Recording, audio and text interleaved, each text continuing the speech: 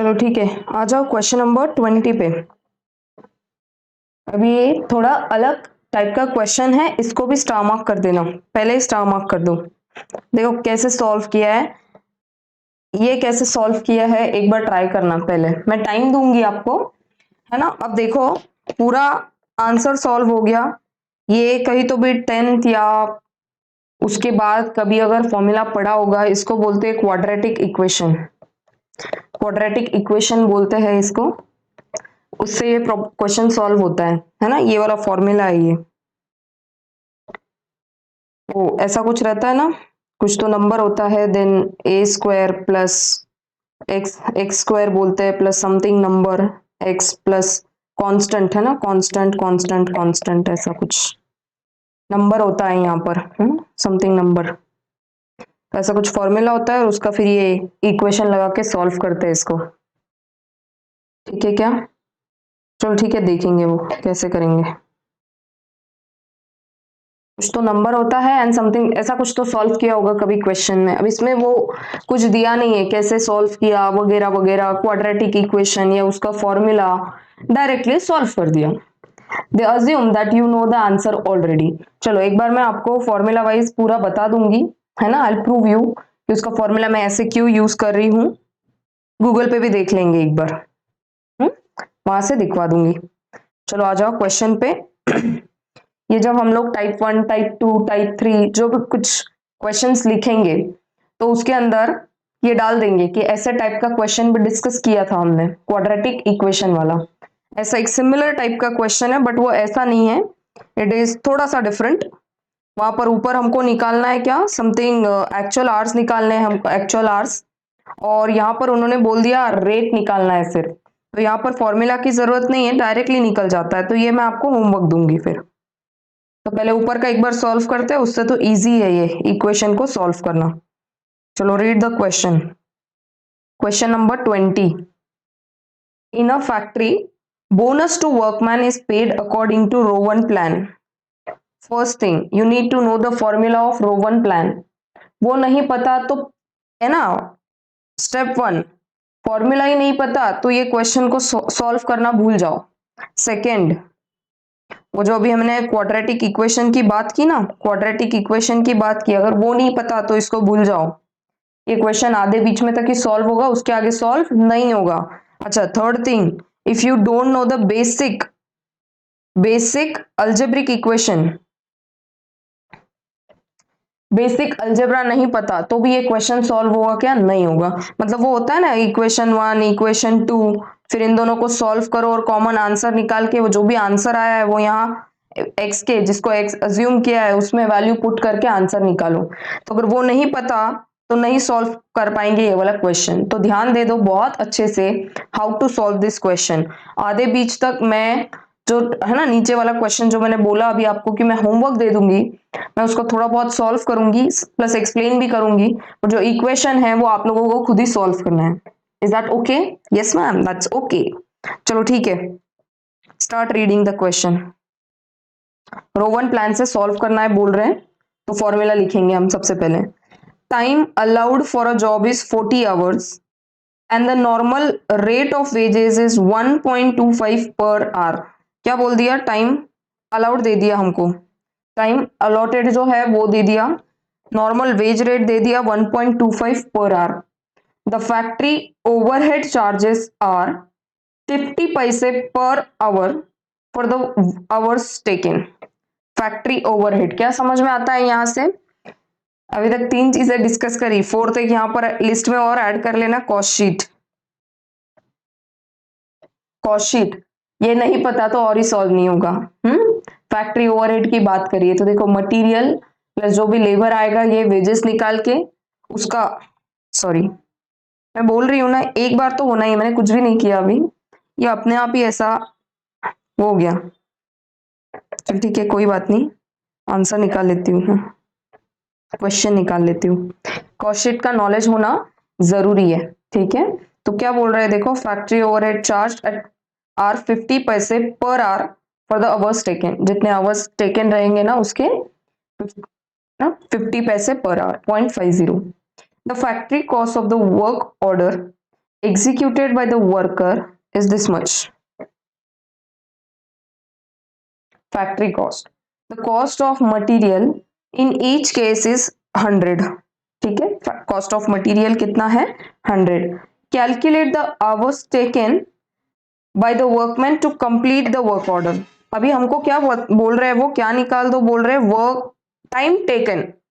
Time allotted दे दिया है, टाइम अलॉटेड मतलब ये स्टैंडर्ड दे दिया है, और बोल रहे हैं जो एक्चुअल टाइम टेकन है ना वो निकाल दो. सबसे पहले तो रो वन का फॉर्मूला आना चाहिए. रो वन का फॉर्मूला बता दो तो क्या है. राइट डाउन रो वंस फॉर्मूला. मैं यहां पर लिख रही हूं रो वंस फॉर्मूला. फॉर्मूला लिखो तो. वेट करिए 2 सेकेंड. लिखो फॉर्मूला, लिखो पूरा, लिखो सेंटेंस वाइज पूरा.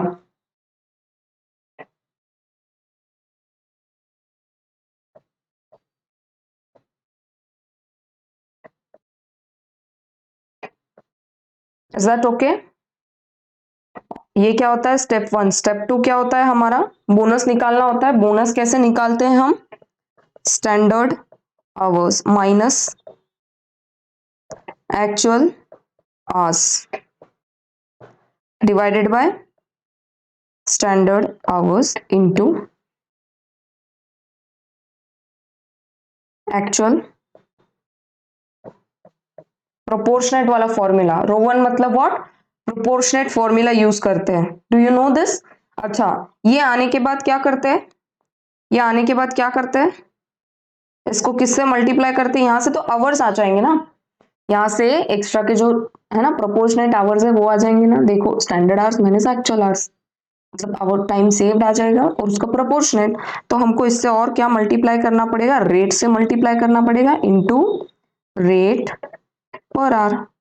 देखो दोनों जगह करते हैं, यहाँ भी करते हैं और यहाँ भी करते हैं. ऊपर बेसिक मिलता है, नीचे बोनस मिलता है. चलो इक्वेशन में पुट करो तो जो जो इंफॉर्मेशन अवेलेबल है, यहाँ कौन सी इंफॉर्मेशन अवेलेबल है अपने पास, आवर्स वर्कड. पता है क्या हमको आवर्स कितने वर्कड है, डू वी नो कितने आवर्स वर्कड है, नहीं. तो उसको अज्यूम कर लेते हैं एक्स.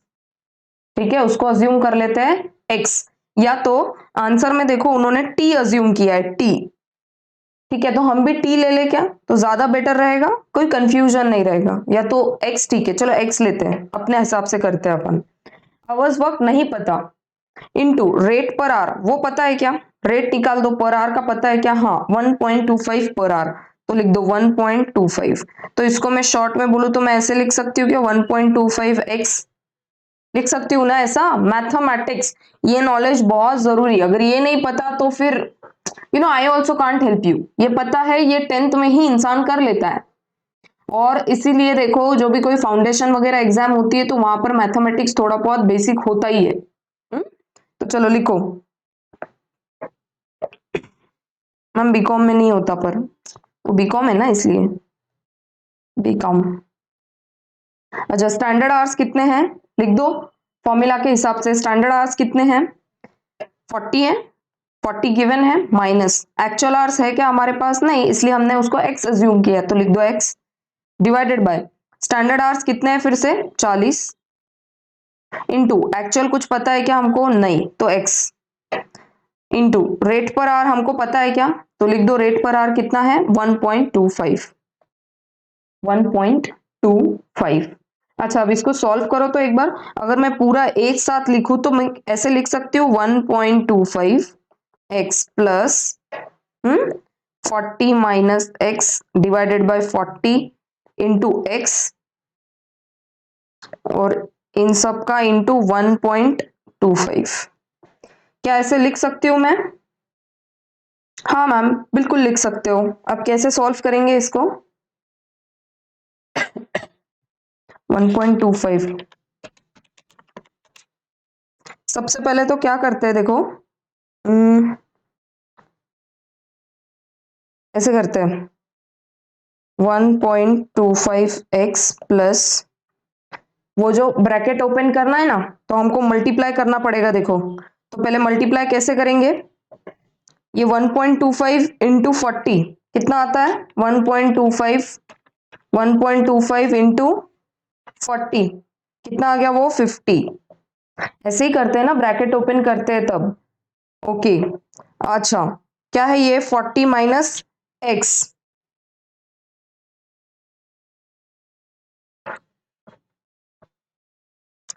अच्छा एक काम करो, थोड़ा सा और सिंप्लीफाई करते हैं इसको। ये ऐसे करते हैं 1.25 एक्स, ये तो पता ही है, प्लस पहले ये जो ब्रैकेट में है ना ये सॉल्व करते हैं, 40 into x, x into x, तो 40 एक्स लिख देंगे minus x square, x into x कितना होता है एक्स स्क्वायर, डिवाइडेड बाय 40, है ना। अभी इसको डाल देते हैं ब्रैकेट में इंटू 1.25, पूरा स्टेप वाइज करते हैं, ठीक है, तो समझ में आएगा कि कैसे सॉल्व किया है।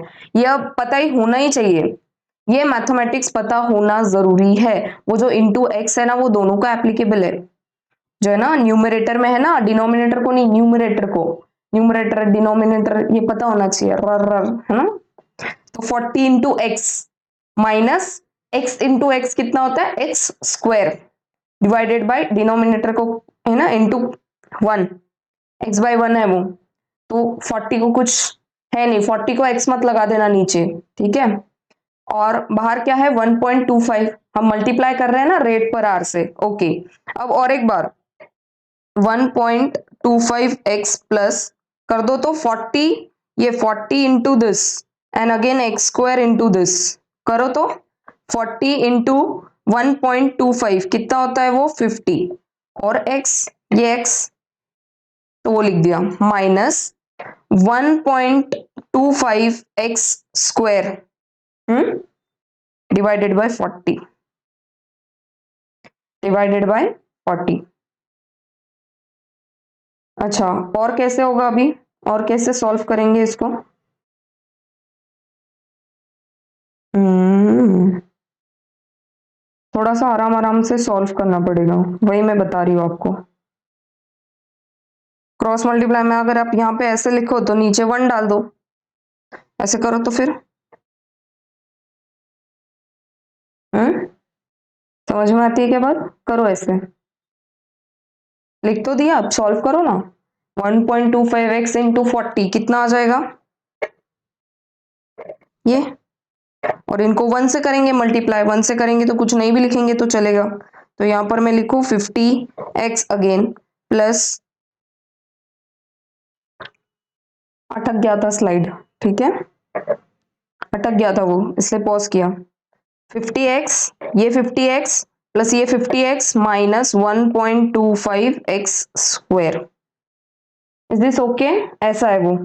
अब क्या कर सकते हैं और सिंप्लीफाई करने को, है ना, 50x प्लस 50x दिख रहा है तो इसको हम कर सकते क्या, ये पता होना चाहिए आपको कि किसको हम ऐड कर सकते किसको नहीं कर सकते, ऐसा नहीं कर सकते 50 प्लस 50 माइनस 1.25, उसका जो एक्स स्क्वायर है ना वो अलग उसमें जाता है, वो अलग कैटेगरी में जाता है, कैटेगरी वाइज समझता है आपको, एक्स एक्स ये वाला एक कैटेगरी है, वो दूसरा कैटेगरी है, तो सबसे पहले इसको डाल दो एक कैटेगरी में, कैसे डालेंगे 50 प्लस 50 100, तो इसको मैं ऐसा लिखती हूँ 100x minus 1.25 x square divided by 40 ना, डिवाइडेड बाय 40,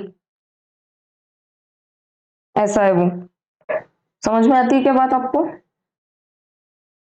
और यहाँ पर लिखना है ना तो बाजू में ऐसा थोड़ा ये करके लिख दो, 1/2 को कैसे सॉल्व करोगे, तो इसको आप करते हैं ना 1 2 2 प्लस 1 डिवाइडेड बाय 2 3/2, बस सेम वैसे ही किया है ना, ये वाला जो कॉन्सेप्ट है वही यहाँ पर लगाया है, 40 into 1.25 x plus 50x minus 1.25 x square into 1 divided by 40, ठीक है, तो ये एंड में मेरे पास ये इक्वेशन आ गया, देयर इज दिस इक्वेशन। अच्छा अब मुझे क्या करना है, ये किस चीज का आ गया, मटेरियल वेजेस एंड ओवरहेड्स, ऐसा है तभी फैक्ट्री कॉस्ट आएगा, ये एक चीज है, ठीक है, ये एक ही वर्किंग नोट है। अब देखो हमने जो ये इतना लगाया है यहां तक निकालने के लिए, उन्होंने 4 लाइंस में ही पूरा सॉर्ट कर दिया यहां पर, समझ में आती है क्या बात, हमने जितना सॉल्व किया ना इतना उन्होंने किया ही नहीं, एकदम 4 लाइन में सॉल्व कर दिया, जबकि हमने देखो इसको कितना, मतलब पूरा एक एक स्टेप लेके सॉल्व किया है। समझती है क्या बात आपको? Yes ma'am. अच्छा, इसको थोड़ा क्रॉप करके बाजू में रखते हैं सो दैट नेक्स्ट स्टेप को हम यहीं पर सॉल्व कर पाए। हम्म।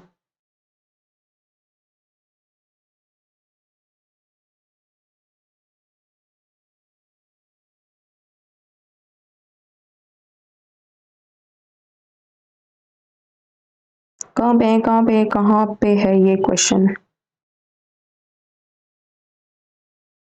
ना।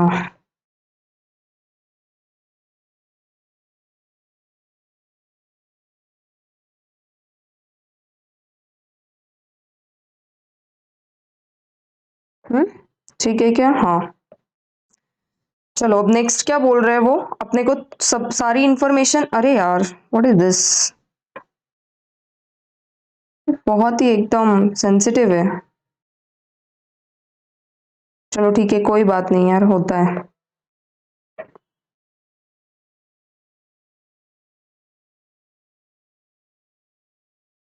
ठीक बात, हाँ। अब हमको क्या क्या बोल दिया यहाँ पर? बोलते हैं सब निकाल दो, कॉस्ट ऑफ मटेरियल दिया है, कॉस्ट ऑफ, और क्या दिया है? ओवरहेड्स का इंफॉर्मेशन दिया है, और लेबर का तो हमने अभी इक्वेशन से निकाल लिया। तो क्या क्या आ गया? Material, labour, overheads. तो ऐसे लिख सकते क्या हम? ऐसे लिखती हूं मैं, material, wages, overhead. Overhead. Material कितना गिवन है? मटेरियल कितना है बता दो।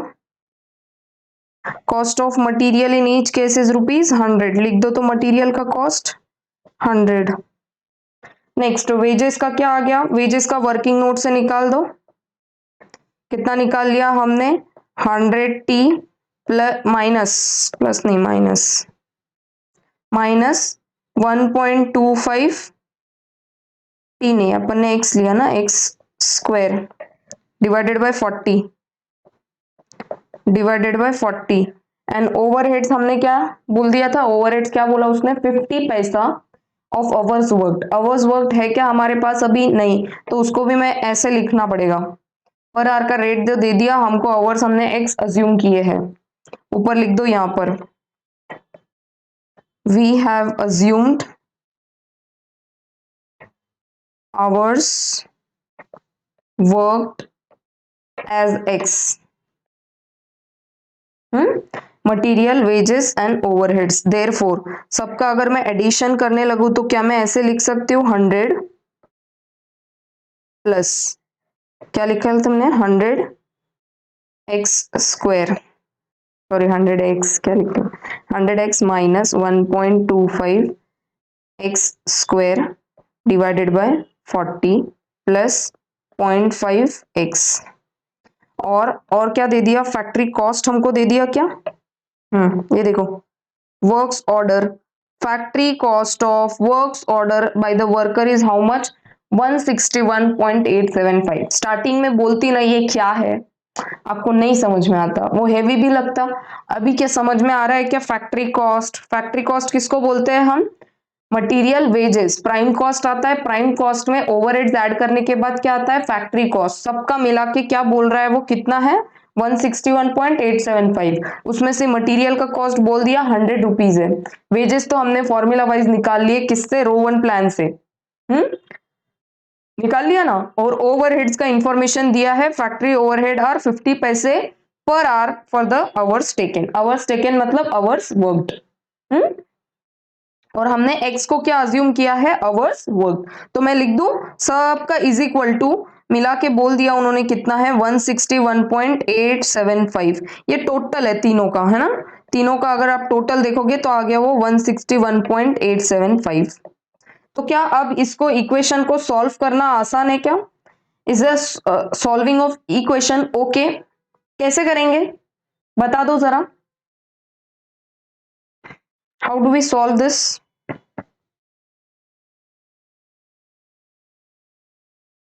या कोशिश करो सॉल्व करने का।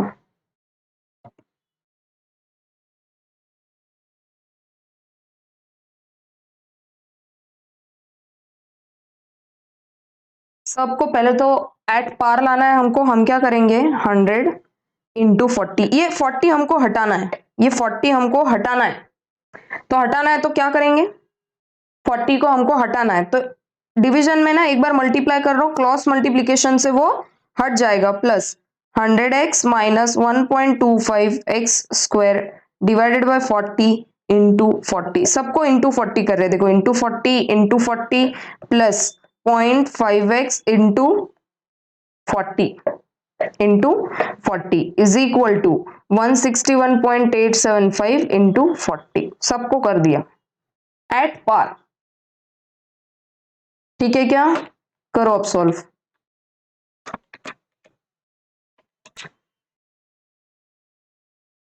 कर दो, सॉल्व कर दो आप, इक्वेशन को सॉल्व करो, कितना आएगा 4000 प्लस ये 40 कैंसल हो गया। जो थोड़ा अजीब नहीं लग रहा है वो इक्वेशन को सॉल्व करने में, तो उसको हमने थोड़ा सिंप्लीफाई करना है, तो सबको मल्टीप्लाई कर दिया 40 से। ठीक है क्या, हाँ कर दो solve. 100x minus 1.25x square, क्योंकि 100 तो कैंसिल हो गया, प्लस 0.5 इंटू 40 कितना है 20x is equal to 161.875 into 40 आ गया 6475। अच्छा और कुछ सिंप्लीफाई हो सकता है क्या यहाँ पर, अब कैटेगरी वाइज देखो, हाँ ये एक कैटेगरी, फिर ये और ये एक कैटेगरी और ये एक कैटेगरी। 100x प्लस 20x को हम ऐड कर सकते क्या, कर सकते हैं बिल्कुल मैम, सिंप्लीफाई करो फिर 4000 plus 100x plus 20x 120x minus 1.25 x square is equal to 6475। अच्छा और कुछ सिंप्लीफाई हो सकता है क्या इसमें, is there anything which we can simplify. 6475 को उधर ट्रांसफर कर देती हूँ, देखो ऐसे कुछ करूँ तो चलेगा क्या, 4000 इधर 4000 है, अगर मैं 6425 को ये साइड पुल कर लूं, या तो ऐसे करो, इंस्टेड ऑफ डूइंग दिस ऐसे लिखो इसको 120x minus 1.25x square is equal to 6475 minus 4000, वो 4000 को इधर शिफ्ट किया, कितना आएगा 120x minus 1.25x square is equal to कर दो माइनस 2475। ठीक है क्या, अब मैं क्या इसको ऐसे लिख सकती हूँ, ऐसे अरेंज करते हैं ऑर्डर में अच्छे से, है ना, सबसे बड़ा आएगा एक्स स्क्वायर, उसके बाद 12x, फिर उसके बाद वो 2475 को अगर मैं शिफ्ट कर लेती हूँ इधर तो कितना आ गया 2475। ठीक है क्या, एक सेकेंड, एक सेकेंड,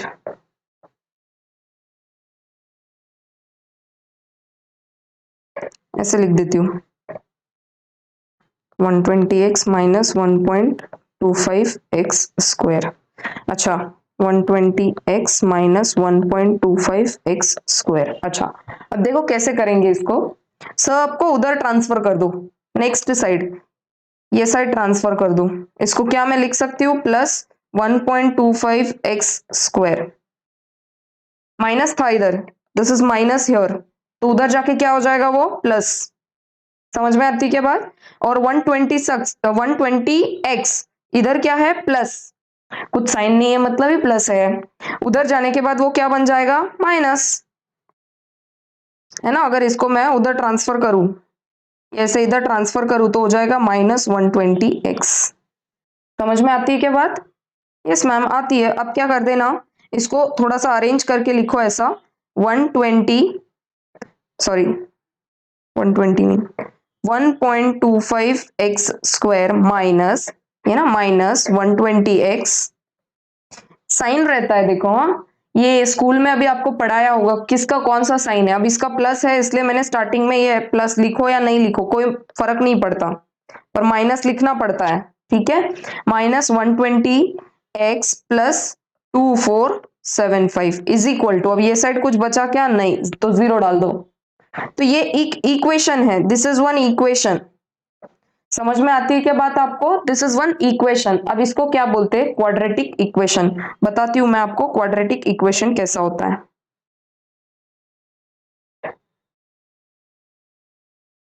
क्वाड्रेटिक इक्वेशन कोई भी निकाल लेती हूँ, maths is fun. Wikipedia, Vicky.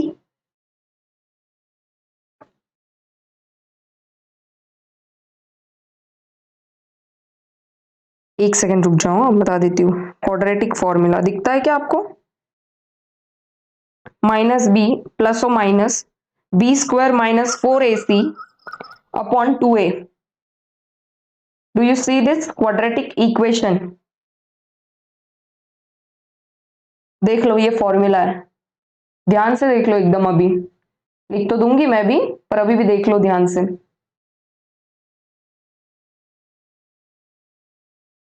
Copy में लिख भी लो वो फॉर्मूला, सिर्फ ये वाला फॉर्मूला लिख लो, ठीक है? ये जो दिख रहा है ना, माइनस बी प्लस और minus under root b square minus 4ac divided by 2a, इसको बोलते हैं क्वाड्रेटिक इक्वेशन, मतलब क्वाड्रेटिक फॉर्मूला। चलो ठीक है, लेट्स गो देयर, हमारे फॉर्मूला शीट में।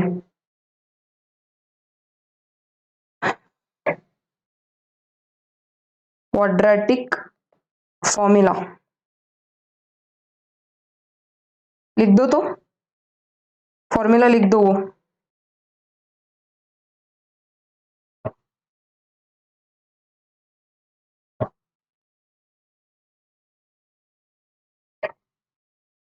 ऐसा है वो, a x square plus b x plus c is equal to 0। हाँ, अब इसका फॉर्मूला क्या, इसको और कैसे प्रेजेंट करते हैं? इसको प्रेजेंट करते हैं x is equal to, x का वैल्यू निकालना है हमको, वो जो बीच में x लिखा है उसका वैल्यू निकालना है, तो लिखते हैं minus b plus minus b plus minus under root b square minus 4ac divided by 2a। This is the quadratic equation का फॉर्मूला।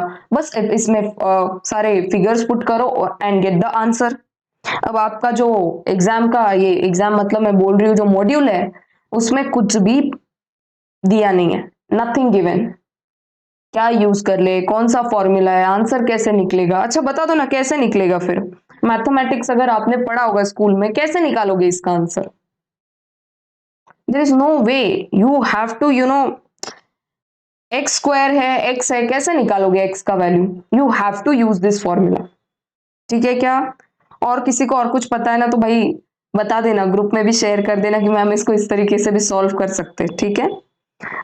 अच्छा, अब जो अपना ये आंसर आया है ना, ये इक्वेशन आया है ना, ये क्या मैं ऐसे लिख दूं क्या? 1.25 एक्स स्क्वायर प्लस, प्लस नहीं यार माइनस है ये, minus minus minus minus, wait, minus 120x plus 2475 is equal to 0।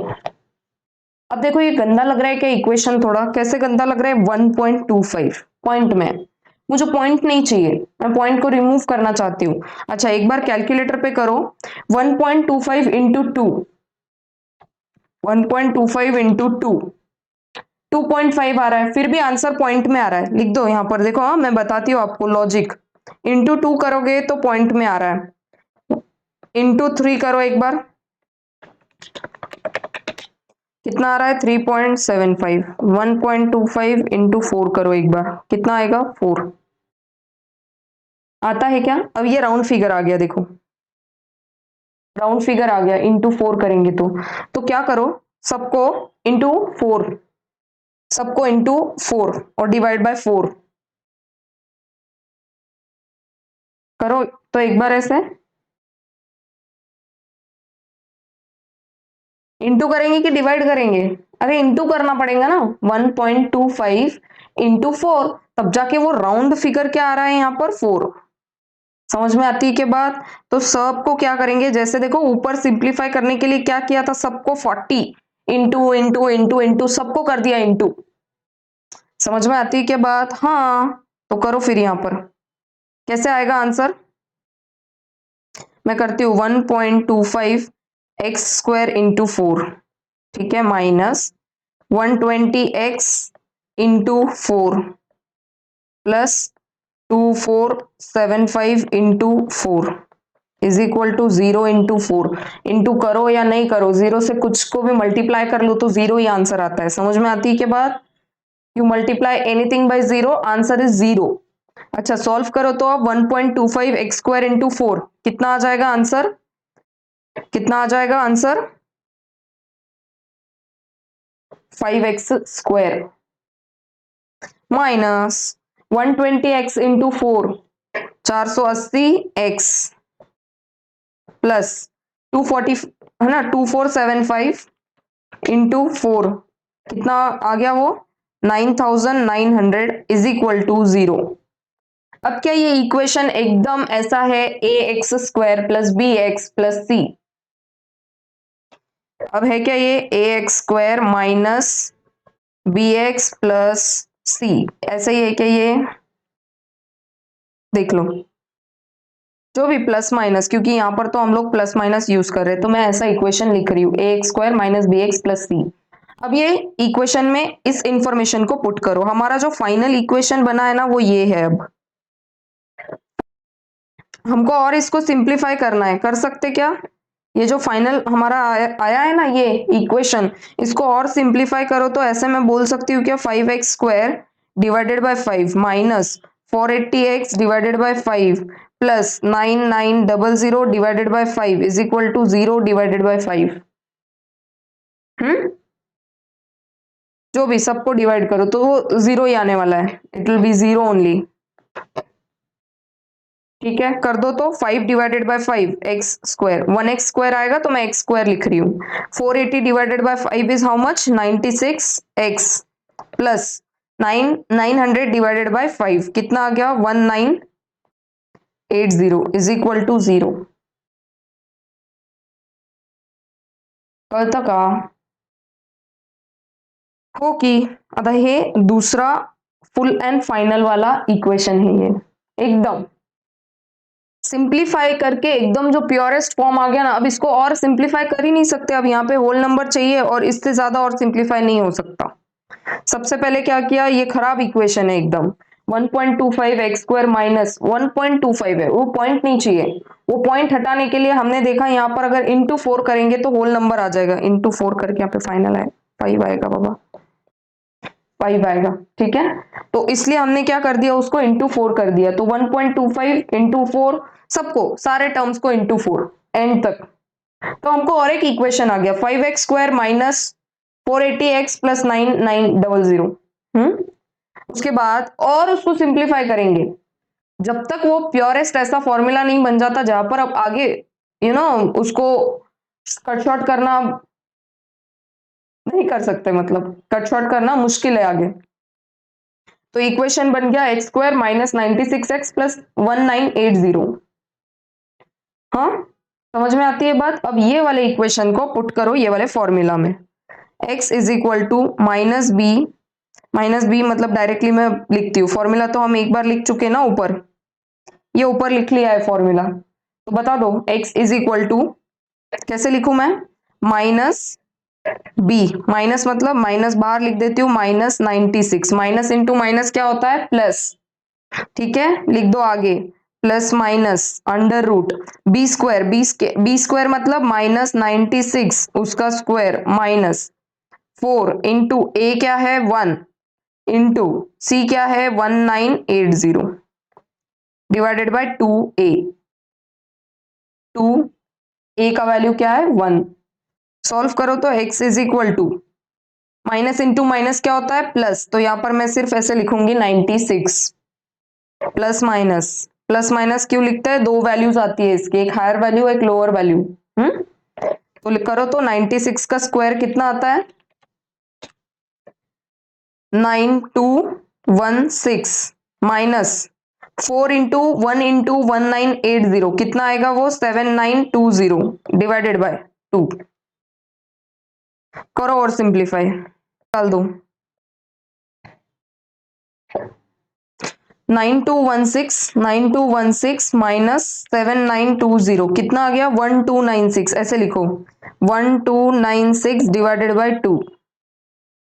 ठीक है, 1296 को अंडर रूट में डालो तो आ गया कितना, 36 डिवाइडेड बाय 2। ये पूरे का डिवाइडेड बाय 2a है। This formula is like this. मैंने भी अजीब लिख दिया, सबको डिवाइड बाय 2 है ये। x is equal to 96 plus minus 36, 96 minus 36 divided by 2 कितना आ गया, 96 minus 36 divided by 2, that comes to how much, 30। और एक हायर वैल्यू आएगी 96 प्लस 36 डिवाइडेड बाय 2, 66। बताती हूँ, दो आंसर्स आए, उसमें से कौन सा यूज करेंगे। बताती हूँ। और एक चीज बताना चाहूंगी, एक बार ये वाला इक्वेशन निकाल के आंसर निकालो और एक बार ये वाला इक्वेशन भी यूज करके आंसर निकालो, सेम ही आएगा। हमने सिंप्लीफाई करके निकाला है, कोई दिक्कत नहीं है। अगर आप फर्स्ट वाला फॉर्मूला पर थोड़ा सा उसको सिंप्लीफाई कर दो, आई अज्यूम ये वाला जो फॉर्मूला है ना, मतलब मैं ऐसा मानती हूँ कि ये जो नीचे वाला फॉर्मूला है 5x², ये एकदम थोड़ा सटल फॉर्मूला है, पूरा प्लेन प्लेन आ गया, कोई पॉइंट नहीं है। एक बार उसको सॉल्व करो तो डालो एक बार यहाँ पर वैल्यूज में, -b² minus 480 plus minus b² 480 square minus 4 into a कितना है 5 इंटू सी कितना है 9900 डिवाइडेड बाय अंडर रूट सिर्फ ऊपर वाले को है, नीचे वाले को नहीं है, 2a। ऐसा फॉर्मूला है वो, प्लीज ध्यान रखना हो। तो मैं ऐसे लिख देती हूँ, minus minus 480 minus minus 480 minus 480, देखो माइनस 480, इसलिए माइनस माइनस क्या बन जाता है, प्लस, माइनस माइनस बन जाता है प्लस, 480 प्लस माइनस कितना लिख दूं, 480 का स्क्वायर कर दो, माइनस 4 इंटू 5 इंटू 9900, सिंप्लीफाई करके करो तो सॉल्व कितना आएगा आंसर, अंडर रूट में 230 400, m प्लस करो, 4 इंटू 5 इंटू 9900, m माइनस करो और फिर MRC करो, कितना आ गया वो, अंडर रूट 32 400, ऐसा लिखूं मैं 32 400 डिवाइडेड बाय 2a। आगे और सिंप्लीफाई करके लिखो तो इसको 480 प्लस माइनस सिंप्लीफाई करके कितना आ जाएगा 180, अंडर रूट को निकाल देंगे, अंडर रूट दबाओ ना कैलसी पे, आ गया 180, 2a मतलब 2 into 5 that is what 10, 2 into 5 that is what 10, तो 10। दो आंसर्स निकल जाएंगे, निकाल दो तो 480 माइनस 180 कितने, 300 divided by 10, 300 divided by 10 is equal to 30। और एक आंसर निकलेगा क्या, 480 प्लस 180, प्लस और माइनस है ना तो दो बार निकालना है, 660 divided by 10 is equal to 66। दो आंसर निकले 30 एंड 66। क्या वही आंसर और सिंप्लीफाई करके यहां भी निकले हैं, हाँ। सिंस आपके बुक में ये वाला सॉल्व किया ना तो मैंने पूरा सिंप्लीफाई करके सॉल्व कर दिया। अब होमवर्क इज आपको ये वाला इक्वेशन यूज करना है और एक बार उसी यही फॉर्मूला में सारे फिगर्स को डाल के आंसर निकालना है और देखना है कि आंसर सही से आता है क्या। अब इसमें से कौन सा यूज करें मैम, 30 यूज करें कि 66 यूज करें, कौन सा यूज करें, निकालना क्या था, निकालना क्या था आपको, एक्चुअल आवर्स निकालने थे। देयरफॉर यहां पे लिखती हूं मैं, therefore we had to find actual hours worked। देखो कैसा हमने फॉर्मूला लिखा था, आवर्स इनटू रेट, ऐसा लिखा था, plus standard minus actual divided by standard into actual hours, है ना, इनटू रेट। अच्छा आवर्स कितने वर्क थे हमको नहीं पता था, प्लस अभी ये वाला चीज को इमेजिन करो, स्टैंडर्ड माइनस एक्चुअल। अच्छा बोनस कब मिलता है, बोनस कब मिलता है, कब मिलता है बोनस, जब स्टैंडर्ड आवर्स कम है, स्टैंडर्ड आवर्स ज्यादा है और एक्चुअल आवर्स कम है। बोनस कब मिलता है, जब स्टैंडर्ड कुछ सेट कर दिया है कि 5 घंटे लगने वाले फॉर एग्जाम्पल और एक्चुअल लग गए 4 घंटे, तो आवर्स कितने सेव हो गए, 1 घंटा सेव हो गया। अगर मैं 4 घंटे में वो ना 5 घंटे वाला काम कर रही हूं तो स्टैंडर्ड उन्होंने कितना दे रखा है, स्टैंडर्ड आवर्स कितने बोले हैं उन्होंने 40। अगर मैं यहां पर इक्वेशन में लिखूं है ना। स्टैंडर्ड कितने बोल रखे हैं उन्होंने, 40। तो मुझे एक्चुअल के लिए मतलब अगर मुझे सेविंग निकालना है तो मैं 66 यूज करूंगी, तो वो तो मैंने ज्यादा यूज कर लिए स्टैंडर्ड से। तो क्या मैं 30 यूज करूं क्या? यहाँ पे अगर 30 लिखूंगी तो मेरे लिए आवर्स सेव्ड आ जाएंगे फिर, और मैं बोनस निकाल पाऊंगी। Standard minus actual hours, standard is 40, standard उन्होंने एक्सेप्ट कर दिया 40 आवर्स लगने वाले हैं। बट अगर एक्चुअल में 66 लू, 66 ले लिया तो ज्यादा हो गया ना, फिर बोनस थोड़ी मिलेगा। और कितना दूर है देखो, 40 कहाँ और 66 कहाँ। वो तो फिर बॉस मारेगा डंडा लेके कि अरे 40 घंटे का काम है और तू 66 आवर्स लेके कर रहा है, तेरे को कोई बोनस नहीं मिलेगा। बोनस कब मिलेगा? जब घंटे बचाएगा। अब देखो फिर क्या लेना पड़ेगा, 30। चलेगा क्या? समझ रहा है आपको? I hope. अब स्टैंडर्ड कितने हैं, 40, एक्चुअल आवर्स निकल के क्या, 30, यस। और रेट कितना दिया हुआ है, rate given is how much, 1.25। यहां पर भी लिख दो आवर्स वर्क कितने आ गए, 30 इंटू 1.25, निकाल दो। तो अब सारी अमाउंट्स आ गई है ना, 30 यही तो निकालना था हमको, इसको एक्स बोल रहे थे हम, इसलिए तो इतना पूरा क्वाड्रेटिक इक्वेशन और ये सब करते बैठे। तो 66 जो है वो ऑफ नो यूज, ठीक है। यूज में कौन सा आएगा फिर, ये। लॉजिक समझ में आता है क्या? हाँ हाँ बोलो जोर से। निकालो तो आंसर अभी, पुट करो और निकाल दो आंसर। होमवर्क है ये, आंसर निकाल दो यहां पर, दैट इज होमवर्क। लेबर का निकाल दो, प्लस जो भी लेबर का निकालने वाले हो ना, वो ये यहां पर लिख देना। ऊपर हमने कहीं तो भी वो लिखा था, देखो फॉर्मूला कहाँ पे लिखा था, कहाँ पे, हाँ ये। मटेरियल गिवन है, वेजेस नीचे से आ जाएगा आपका वर्किंग नोट से, बराबर। वेजेस अभी सॉल्व कर दोगे ना, वो अमाउंट यहां पर लिख देना। और 0.5x, अब x की वैल्यू क्या आ गई हमारे पास, 30, तो 0.5 इंटू 30। एक बार आंसर निकालोगे ना आपका ये मैच हो जाएगा, ये मैच हो जाएगा। मैं बताऊं आपको कितना आएगा वो, ये 15 आ गया, ये 15 आ गया, ये 100, ये 15 ओवरहेड्स, तो बचा हुआ बैलेंसिंग से निकाल लेती हूँ। मैं बताती हूँ आपको कितना आंसर आना चाहिए आपका।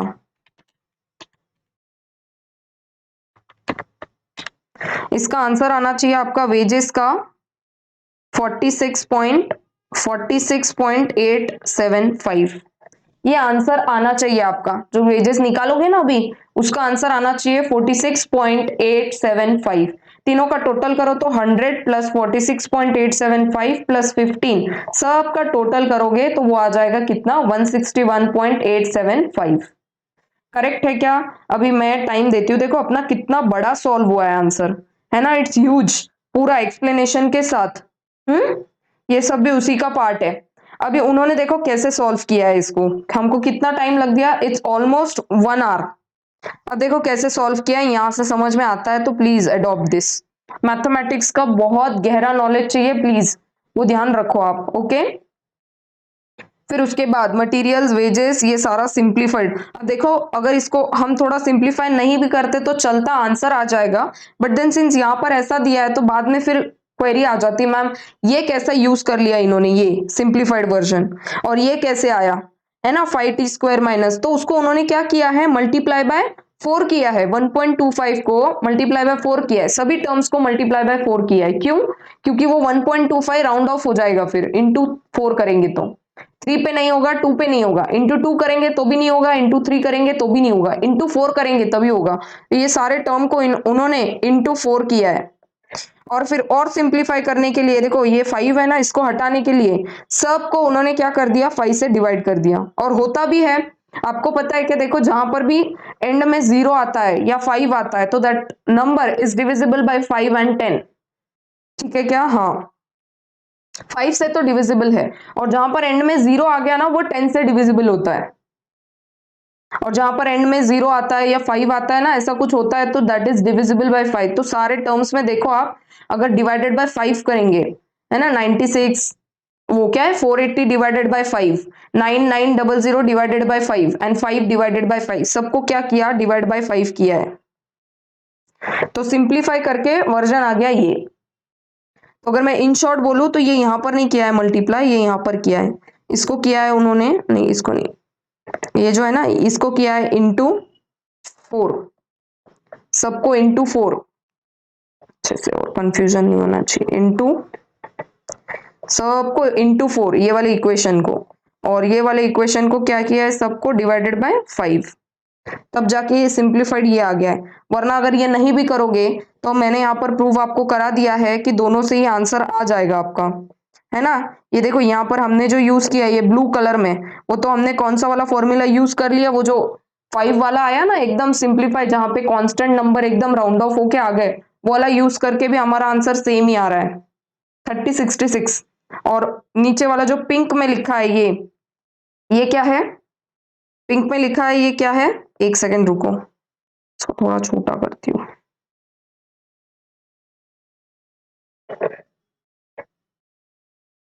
अरे जादू है एकदम, क्या बताऊं आपको।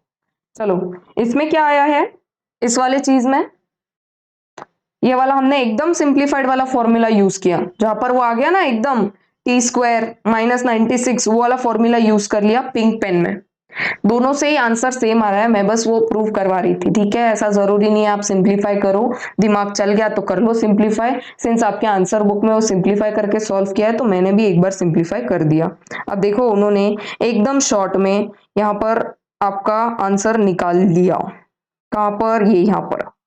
कोई फॉर्मूला का आपको रेफरेंस नहीं दिया, कौन सा फॉर्मूला यूज करना है, एक सेकेंड। हम्म, कोई आपको रेफरेंस नहीं दिया, आपको कौन सा फॉर्मूला यूज करना है, कुछ नहीं। आपको अगर फॉर्मूला नहीं पता तो फिर यहाँ अटक जाओगे, ये आया कहाँ से, है ना, आया कहाँ से।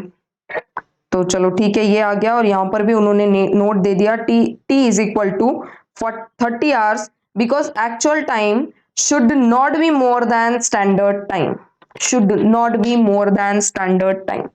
अगर स्टैंडर्ड टाइम से ज्यादा ले लिया तो बोनस नहीं मिलने वाला, फिर वो बॉस डंडा लेके मारेगा कि चल निकल यहाँ से, देखो बोनस नहीं, देखो तो डंडे पड़ने चाहिए, ठीक है क्या। बोनस तो क्यों दे, अच्छा 30 लेंगे तो फिर बोनस मिलेगा क्या, हाँ, क्योंकि स्टैंडर्ड टाइम कितना था, 40 आवर्स। चलो ठीक है, मैं टाइम देती हूँ, कॉपी कर लो। मैं जैसे जैसे आपको स्क्रीन दिखाऊंगी ना, तो आपको वैसे वैसे कॉपी करना है, ठीक है। तो एक काम करो, कहाँ से कॉपी करना है, सबसे पहले ये कॉपी करो आप, ये वाला, you have to copy this first.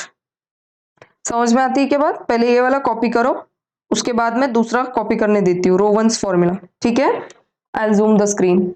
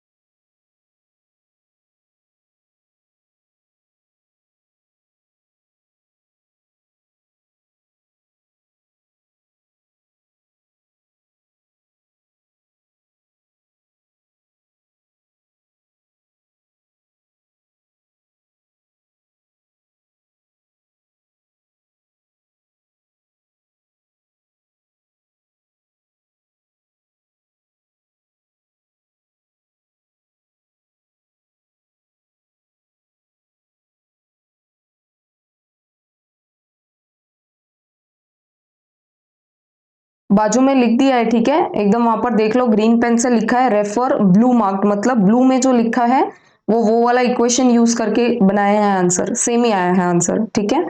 और नीचे वाले में लिख दिया फिर से रेफर पिंक मार्क, मतलब ये रेफर करना है जहां पर आंसर सेम आया है ना, वो इक्वेशन को थोड़ा और सिंप्लीफाई कर लिया हमने। समझ में आती है क्या बात, दोनों से आंसर तो सेम ही आया है। प्लस ये वाला फिर मैं बताऊंगी, तो सबसे पहले ये कॉपी कर लो। हम्म, ये कॉपी हो गया क्या, ये वाला कॉपी कर लो, उसके बाद साइड का दिखाती हूँ।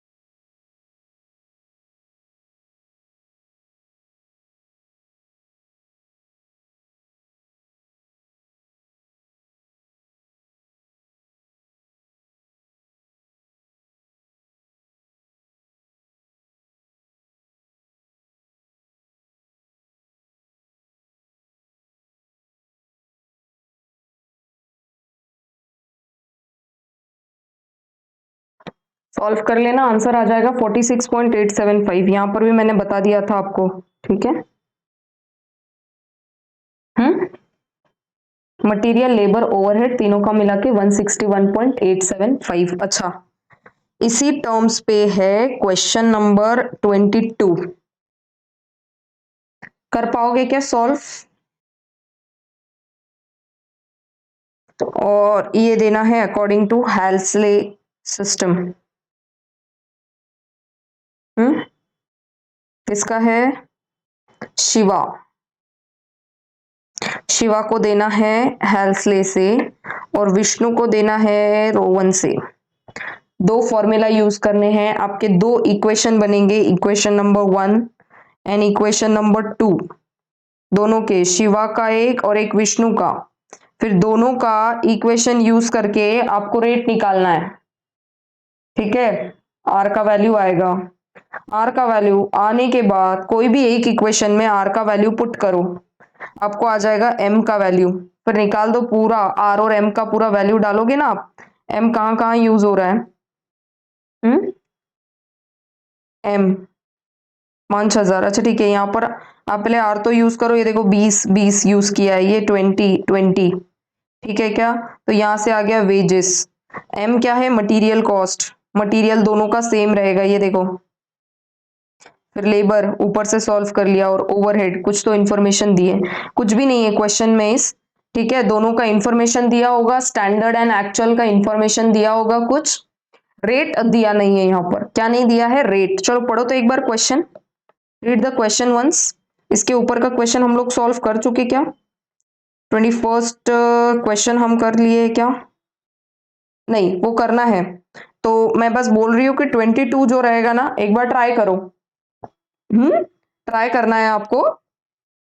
विष्णु का फॉर्मूला है और शिवा का अलग फॉर्मूला है, तो एक बार पढ़ लेते question. Two workman Vishnu and Shiva produce the same product using same material, their normal wage rate is also same. Normal wage rate is also same. Wage rate same मतलब क्या? जो 20 रुपये आया वो सेम, मतलब जो आर अज्यूम करेंगे ना हम, वो सेम रहेगा। Correct? Wage rate per hour वो सेम रहेगा। Vishnu is paid bonus according to Rowan, Shiva is paid bonus according to Halsey. This is important. The time allowed to make a product is 100 hours. Time allowed मतलब क्या है? ये standard hours है, 100 hour standard hours. Vishnu takes 60 hours and Shiva takes 80 hours. ये actual hours है दोनों के। अच्छा, दोनों फॉर्मूला में अब सारा इंफॉर्मेशन गिवन है, सिर्फ क्या नहीं दिया उन्होंने? रेट नहीं दिया। रेट नहीं दिया तो रेट को आप अज्यूम कर लो x, रेट को अज्यूम कर लो x। आंसर में r अज्यूम किया है तो आप भी r अज्यूम कर लो, वरना x अज्यूम कर लो, आपकी मर्जी। The factory overhead rate is 10 per man hour actually worked. कैसा आएगा factory overhead? 10 into actual hours work कितने हैं? इसके 60, इसके 80, तो 60 इंटू 10 600। फैक्ट्री ओवरहेड्स आ गया, किसका आ जाएगा? वो विष्णु। और शिवा का कितना आ जाएगा? 800। 80 इंटू 10, तो फैक्ट्री ओवरहेड आ गया। मटेरियल का वो फिर से आंसर से निकलेगा, मतलब कैसे? एम पता नहीं है ना हमको, material we don't know, rate we don't know. देखो पढ़ो आगे।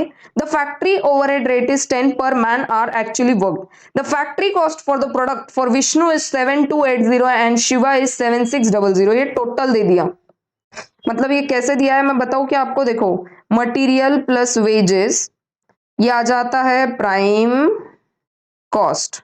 प्राइम कॉस्ट में फैक्ट्री ओवरहेड ऐड करते तो मिल जाता फैक्ट्री कॉस्ट। गिवन क्या क्या है? मटेरियल इज नॉट गिवन, तो इसको क्या करो, ऐसे एक्स मत अज्यूम करो, क्योंकि कैसे एक्स एक्स अज्यूम करते रहोगे तो क्या, फिर मटेरियल को एम अज्यूम कर लो, दिया हुआ नहीं है। वेजेस कैसा? अभी अगर मैं बनाऊंगी तो यहां पर मैं लिखती हूँ विष्णु एंड शिवा, तो विष्णु कितना आवर्स काम कर रहा है? 60 आवर्स इंटू रेट दिया है क्या? नहीं, तो इसको अज्यूम कर लो आर। इसको मटेरियल तो दोनों का सेम रहेगा, है ना, सेम मटेरियल इज यूज्ड, एम अज्यूम कर लो। आवर्स चेंज है क्या दोनों के? हाँ, 80 इंटू आर। रेट सेम है बोल रहे हैं तो आर अज्यूम कर लो, रेट सेम है, ये देखो क्वेश्चन में बोला है रेट इज ऑल्सो सेम, तो आर दोनों के लिए अज्यूम कर लो। प्राइम कॉस्ट आ जाएगा। अब देखो प्राइम कॉस्ट निकाल सकते क्या आपको? एम प्लस 60 इंटू आर, कुछ निकाल सकते क्या? नहीं, नंबर ही नहीं है टोटल। फैक्ट्री ओवरहेड यहाँ का आ गया कितना? 600, यहाँ का आ गया 800, और आपको क्या दे दी है? Factory cost. फैक्ट्री कॉस्ट कितनी है विष्णु की? 7280 और इसकी है 7600। समझ में आती है क्या बात आपको? आपका इक्वेशन कैसा बन गया फिर? इक्वेशन अब यहां से भी नहीं बनेगा। वेजेस का क्या करना है आपको? ये वेजेस का बोला है, विष्णु को आप लगाओ कौन सा मेथड? विष्णु को लगाना है रोवन एंड शिवा को लगाना है कौन सा? हेल्सले। तो ये जो मैंने लिखा है ना, ये ऐसे रफली लिखा है, इसमें बोनस भी ऐड करना पड़ेगा। बोनस ऐड करना पड़ेगा ना, तो फॉर्मूला के वाइज निकाल दो, आपको सिंप्लीफाइड कुछ ऐसा मिल जाएगा वो। तो सॉल्व करो, एक बार सॉल्व करो, आपको ही कोशिश करनी पड़ेगी।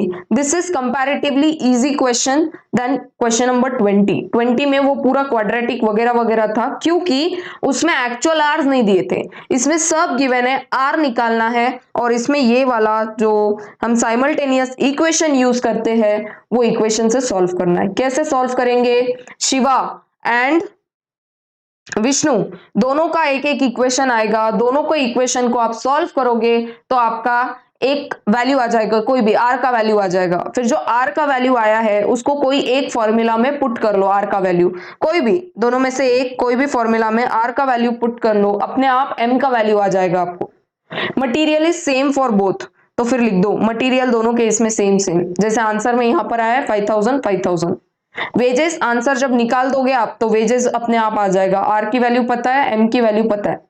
अच्छा, एम की वैल्यू वेजेस में जरूरी नहीं है, आर ही पता होना चाहिए वेजेस केस में, तो आर की वैल्यू अपने आप पुट करोगे दोनों इक्वेशन में तो आंसर निकल जाएगा। ओवरहेड तो निकल गए और टोटल भी गिवन है। बस इन शॉर्ट आपको सॉल्व करना है किस चीज के लिए, material and wages, that's it, बाकी चीजें गिवन है।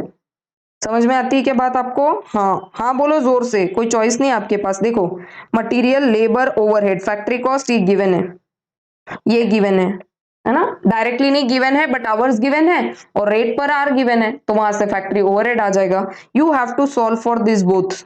अच्छा, ये दिखने में जितना आसानी से दिख रहा है ना एकदम, उतना ही डिफिकल्ट है सॉल्व करने में। सॉल्व करो एक बार, कल के वीडियो में मैं इसको एक बार दोबारा सॉल्व कर दूंगी, but you have to practice this. Practice नहीं करोगे, अगर आपको नहीं पता कैसे सॉल्व करना है इसको, तो मेरी जिम्मेदारी नहीं है फिर, ठीक है? आपको ट्राई करना है और मैं बोल रही हूँ कि 20 से इजी है ये, और मैथमेटिक्स सबको आता है, टेंथ में सब, टेंथ सबने पास किया है ना, टेंथ तो सबने पास किया है ना, तो ये आता है सबको, ठीक है, डरना नहीं है, आता है, इक्वेशन आता है सॉल्व करते। अच्छा, अब एक बार ये वाले क्वेश्चन पे आ जाओ। Come to question number 21।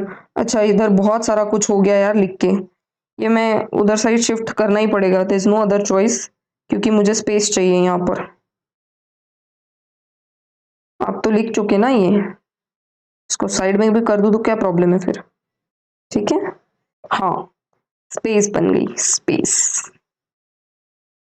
हम्म, आ जाओ क्वेश्चन नंबर 21।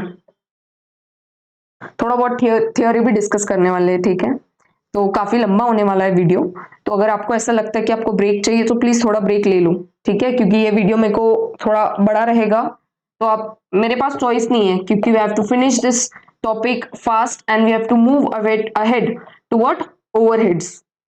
ठीक है, तो नेक्स्ट वाले वीडियो में it would be almost complete, almost क्या, कंप्लीट ही हो जाएगा पूरा, क्या कंप्लीट हो जाएगा, लेबर पूरा थियोरी, और वो चार्ट बना देंगे एक बार क्या क्या सीखा और फॉर्मूलाज, और एक बार रिवाइज भी कर देंगे ये जो क्वाड्रेटिक इक्वेशन। देखो मेरी जिम्मेदारी है मैं आपको एक एक चीज अच्छे से बताऊं, ठीक है, बुक में गिवन नहीं है पर ठीक है, वो आपको बताना ही पड़ेगा, क्योंकि अगर ऐसा क्वेश्चन एग्जाम में आ गया और आपको नहीं पता कि क्वाड्रेटिक इक्वेशन या इसको सिंप्लीफाई कैसे किया है, तो you will not know. In fact अगर किसी को मैथ्स का हेवी नॉलेज है ना, someone who has the heavy knowledge of mathematics could solve that question very easily, but अगर किसी को नहीं है और अगर हेल्प मिल जाए तो कर पाएगा, तो ये फिर हेल्प लग जाएगी वहां पर। दो क्वेश्चंस है, आपको बार बार प्रैक्टिस करना है, आ जाएगा आंसर, ठीक है। Question number 21। Two fitters, a labourer and a boy, कौन कौन है देखो,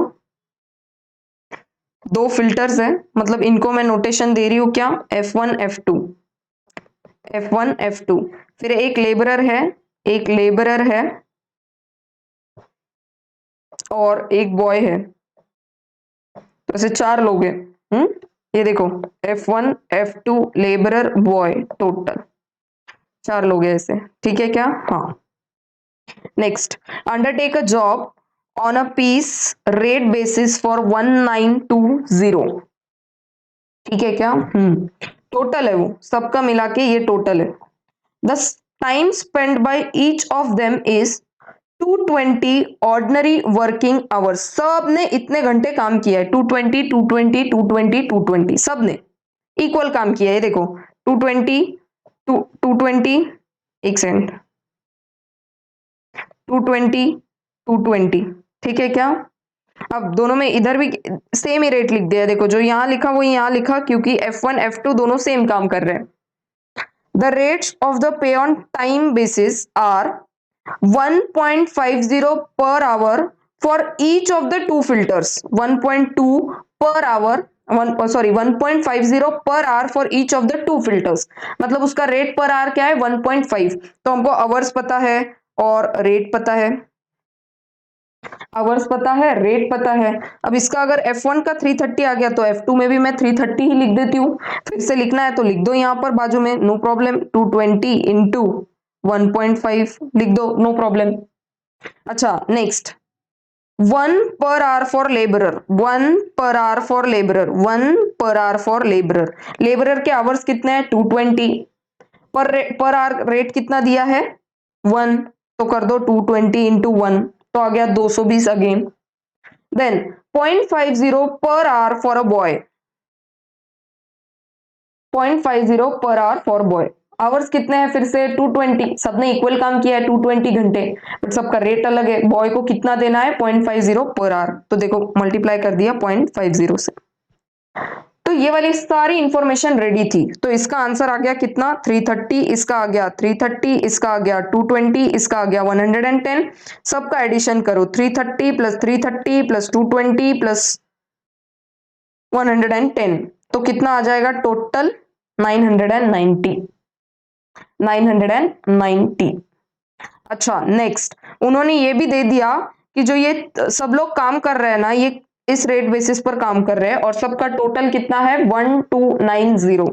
तो सबका टोटल मतलब पूरा बोनस मिला के पूरा जो टोटल आया है वो कितना है 1290. मतलब क्या मैं ऐसे बोल सकती हूँ कि पूरा इतना है, उसमें से मेरा जो सिर्फ वेजेस आया है वो इतना आया है 990 ये, तो मेरा जो बोनस का पोर्शन होगा वो कितना होगा टोटल 300. पर मुझे ये नहीं पता अब किस प्रोपोर्शन में बांटू इनको, है ना. ये अब 4 लोग हैं, इनको किस प्रोपोर्शन में बांटू, ये किस बेसिस पर लिया है ना, ये 100, ये 100, ये 967 और ये 33, किस बेसिस पर लिया. तो वो बेसिस देखो कैसे बोल रहे हैं वो, देखो the amount of piece work premium and the share of each worker, then the piece work premium is divided proportionately to wages paid. मतलब वो बोल रहे हैं ऐसा आया, देखो आंसर सबका F1 F2 लेबरर बॉय, इसका कितना आया 330, इसका कितना आया 330, इसका आया 220 और इसका आया 110, और टोटल कितना है 990. तो बोल रहे हैं प्रोपोर्शनेटली दे दो जो वेजेस का प्रोपोर्शन है, तो क्या मैं ऐसे लिख सकती हूँ क्या 330 डिवाइडेड बाय 990 इंटू 300, ये इंटू 300. फिर नेक्स्ट इसका लिख दूं मैं 330 डिवाइडेड बाय 990 इंटू 300, ऐसा ही आएगा ना. फिर नेक्स्ट लेबर का कितना, ये आ गया F1 का, ये आ गया F2 का. लेबरर का कितना आएगा 220 डिवाइडेड बाय 990 इंटू 300, और इसका कितना आ जाएगा 110 डिवाइडेड बाय 990 इंटू 300. समझ में आती है क्या बात आपको, इंटू, समझ में आती है बात आपको, कर दो. इसका कितना आएगा, इसका आएगा 100, इसका आएगा 100, इसका आएगा कितना 66.6666 आएगा तो 67, और इसका आ जाएगा 33. सबका टोटल करो, यहाँ पे आ जाएगा 300, और यहाँ पर तो सबका है ना टोटल तो दिया ही है. अब ये 330 F1 प्लस 100 कितना आ जाएगा, F1 का टोटल 430, F2 का 430, F3 का 220 प्लस 67 287, और बॉय का कितना आ जाएगा 110 प्लस 33 143. तो सबका टोटल करेंगे तो यहाँ पर आ जाएगा 1290. डू यू गेट दिस, थोड़ा सा प्लीज एडजस्ट कर लो, मतलब ये मैं एक लाइन में नहीं लिख पाई, आपको अच्छे से लिखना है, थोड़ा सा स्पेस छोड़ो. F1 के नीचे F1 का वर्किंग, F2 के नीचे F2 का वर्किंग, लेबरर के नीचे लेबरर का वर्किंग, और बॉय के नीचे बॉय का वर्किंग, ऐसा आना चाहिए. मेरा जो ऐसा चौकड़ा आया है ना वैसा मत बनाना, ठीक है. मेरा थोड़ा स्पेस का इशू है, क्योंकि मुझे क्वेश्चन भी आप लोगों को बताना होता है, तो थोड़ा आप सेटिंग कर लो उसका. अच्छा मैम ये ऐसे डिवाइड बाय 990 यही क्यों किया, तो ये ऐसा है, देखो जो 300 है ना वो 990 प्रोपोर्शन का है, ये जो 300 है ये टोटल में है, तो बता दो सबका इंडिविजुअली कितना, मतलब क्या ये 330 में कितना, फिर नेक्स्ट 330 में कितना, वापस से फिर अगर आप बोल दोगे तो वो यहाँ पर लिखना पड़ेगा कितना 220 में कितना बता दो, 220 में कितना बता दो, ये निकालना है. ये है ना शेयर निकालना है हमको रुपीस का. समझ में आती है क्या बात आपको, हाँ जोर से बोलो. अच्छा और एक अगर लॉजिकली बोलू ना, तो ये जो 300 दिया है ये 990 प्रोपोर्शन का दिया है, जो 300 है ना ये 300, गिवन है हमको 990 प्रोपोर्शन का, मतलब टोटल प्रोपोर्शन का गिवन है, और हमको इंडिविजुअली 330, 330, 220, 220 का निकालना है, तो सबको इंटू कर दो। ठीक है क्या? सबको इंटू कर दो। या तो आप अगर ज्यादा बेटर रहेगा ना, एक सेकंड, एक सेकंड मैं बताती हूँ आपको कैसे लिखो इसको। ऐसे लिखो चलो, 300 जो है ना वो 990 में है टोटल, तो 330 का बता दो। यह है ना वापस 300 डिवाइडेड बाय 990 इंटू 330, वापस 300 divided bye 990 into 220, 300 divided bye 990 into 110। Answer यहां पर निकाल दो, 100, 100, 67, 33। समझ में आती है क्या बात? 300। दोनों को सबको ऐड कर दो, फिर इसको इसको ऐड करके ये सब निकलेगा। ये प्रोपोर्शन समझो, ये ना रेशियो है, इक्वल है देखो, फिर उसको जो भी अपना रेशियो आया ना उसको मल्टीप्लाई किया है सिर्फ, पर्टिकुलरली जितना हमारा प्रोपोर्शनेट है ना, ये ये प्रोपोर्शनेटली डिवाइड कर दिया उतने उतने में। अब ये आपको ज्यादा हेवी नॉलेज कहाँ पे आएगा, ये है ना, करोगे तो ओवरहेड में ज्यादा इसका नॉलेज है, मतलब ये वाला जो चीज होती है ना, ये पूरा निकाल लो, रेशियो निकाल लो कितना है।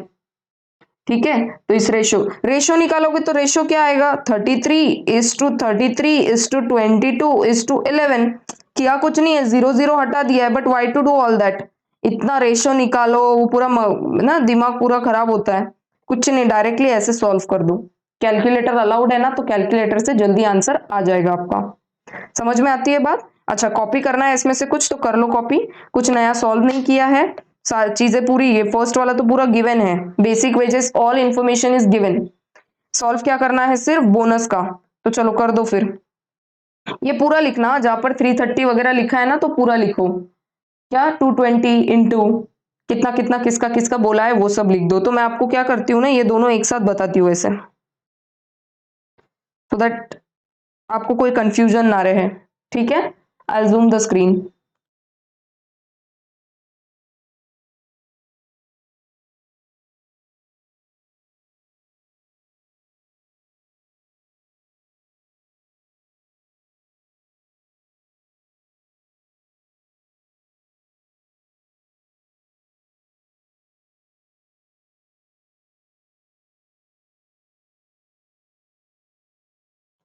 ओके, जहां पर भी मैं बोल रही हूँ कि मैं जूम कर रही हूँ स्क्रीन को, तो आपको क्या करना है, पॉज कर लेना है उतने टाइम के लिए, सो दैट वो स्क्रीन से आप लिख लो पहले, और उसके बाद जब मैं रिज्यूम करूँ तो हम लोग बात कर पाए। अच्छा, नेक्स्ट इन्फॉर्मेशन, अभी तो वेजेस निकल गया, नेक्स्ट इन्फॉर्मेशन और भी गिवन है, इतना ईजी नहीं रहेगा क्वेश्चन, ठीक है, और भी गिवन है वहां पर। Compute the selling price of the above job on the basis of following additional data. देखो क्या क्या गिवन है, कॉस्ट शीट आता है ना, अभी प्रो हो गए हो आप तो कॉस्ट शीट में, तो सॉल्व कर लो फिर। मटेरियल का दिया है, works overhead is 20% of prime cost. यहां पर देखो दोनों चीजें मिक्स है, कौन कौन सी चीजें, cost sheet and what, job cost, ऐसी इंफॉर्मेशन गिवन होती है वहां पे, 20% ऑफ प्राइम कॉस्ट ले लो। नेक्स्ट बोल रहे selling overhead is 10% of works cost and profit at 25% on cost of sales. क्या इजी है ये, निकालो तो जरा। कॉस्ट शीट कैसे बनाते हैं हम लोग, material, labour, prime cost, prime cost में क्या ऐड करते हैं, फैक्ट्री ओवरहेड, ये इंफॉर्मेशन दी है ना यहाँ पर, देखो मटेरियल ले लिया, वेजेस यहां से आ जाएगा, ये पूरा जो है ना 1920 ये आ जाएगा वेजेस। फिर क्या, वर्क्स ओवरहेड, फैक्ट्री ओवरहेड जिसको बोलते हैं, वो क्या है 20% ऑफ प्राइम कॉस्ट, निकाल लेंगे वो। अच्छा, इसके बाद क्या आता है, factory cost, factory cost, factory cost में क्या ऐड करते हैं हम, ऑफिस एक्सपेंस, ऑफिस एक्सपेंस है क्या पर गिवन, नहीं, स्किप कर दो उसको। नेक्स्ट सेलिंग एक्सपेंस है क्या, हाँ, तो ऐड कर दो सेलिंग, जो गिवन नहीं है क्यों लिखो ना, अभी तो आपको लर्न हो गया है ना फॉर्मेट, इसलिए नहीं, स्किप कर दिया। ऑफिस का खर्चा दिया नहीं है तो ऑफिस को स्किप कर दिया, डायरेक्ट सेलिंग पर आ गए। सेलिंग ओवरहेड ऐड कर देंगे तो आ जाएगा कॉस्ट ऑफ गुड्स सोल्ड, इसमें प्रॉफिट ऐड करेंगे तो आ जाएगा सेल्स। हम आंसर पे जा रहे, जाने दोनों, कोई प्रॉब्लम नहीं है। अच्छा, मटेरियल कितना गिवन है, मटेरियल का प्राइस क्या गिवन है, 2010, लिखूं क्या मैं यहाँ पर 2010। नेक्स्ट, यहाँ पर ऊपर डाल दो, हेडिंग में डाल देना आप, computation of selling price of the job, ये ऐसा, फिर मैं ऐसे सॉल्व करना, मैं तो बस बता रही हूँ। यहाँ पर मटेरियल कितना है 2010, लेबर कितना है 1290, है ना। प्राइम कॉस्ट कितना आ गया, फिर दोनों को ऐड करके निकाल दो, प्राइम कॉस्ट कितना आ गया 3300। फैक्ट्री ओवरहेड का इंफॉर्मेशन क्या बोल रहे हैं, इस 20% ऑफ प्राइम कॉस्ट निकाल दो, 20% ऑफ 3300, 660, ऐड करो, 3300 प्लस 660, 3960। अच्छा, नेक्स्ट, वर्क्स ओवरहेड हो गया, सेलिंग ओवरहेड क्या बोल रहे हैं, 10% ऑफ वर्क्स कॉस्ट। देखो, वर्क्स कॉस्ट और फैक्ट्री कॉस्ट दोनों सेम है, ये जो आ रहा है ना factory cost, this can be also called as works overhead, works cost, sorry not works overhead, works cost. Works cost और factory cost are one and the same. कितना आ गया 3960, और क्या बोल रहा है वो, selling overhead is 10% of works cost, that is 10% of factory overhead. तो कितना आ जाएगा 10% ऑफ फैक्ट्री ओवरहेड, 3960 का 10% कितना 396, मुंह जबानी आना चाहिए 10%, तो 396। कॉस्ट ऑफ गुड सोल्ड निकालो answer, cost of good sold, shift करना पड़ेगा, तो जादू है मैम एकदम, यहां से उठा के इधर, चलो कोई जादू नहीं है यार, वो electronic media it is. Cost of good sold कैसा आ जाएगा, 3960 प्लस 396, 4356। ठीक है, अब इंपॉर्टेंट, प्रॉफिट किस चीज का दिया है, profit is 25% of cost of sales. कुछ नहीं, एकदम इजी है, 25% निकाल दो डायरेक्ट, डायरेक्ट दिया है ना तो डायरेक्ट ले लो, कोई दिक्कत नहीं, नहीं तो आपको अगर ऐसे करना है तो वो भी कर सकते हो। कॉस्ट को अज्यूम कर लो 100, प्रॉफिट इज 25, तो सेलिंग प्राइस कितना आ जाएगा 125। क्रॉस मल्टीप्लाई करके पहले प्रॉफिट निकाल लो या सेलिंग प्राइस, जो आपकी मर्जी, प्रॉफिट ही निकाल लो। 4356 डिवाइडेड बाय 100 इंटू 25, निकालो तो, निकालो आंसर। 25% कितना आ गया 1089, 1089। सेल्स दोनों को ऐड कर दो, 4356 प्लस 1089 कितना आ जाएगा 5445, 5445 आ गया क्या आंसर। चलो इसको मैं उधर शिफ्ट कर देती हूँ अभी, तो आपको कॉपी करने के लिए आसान हो जाएगा पूरा का पूरा। एक second,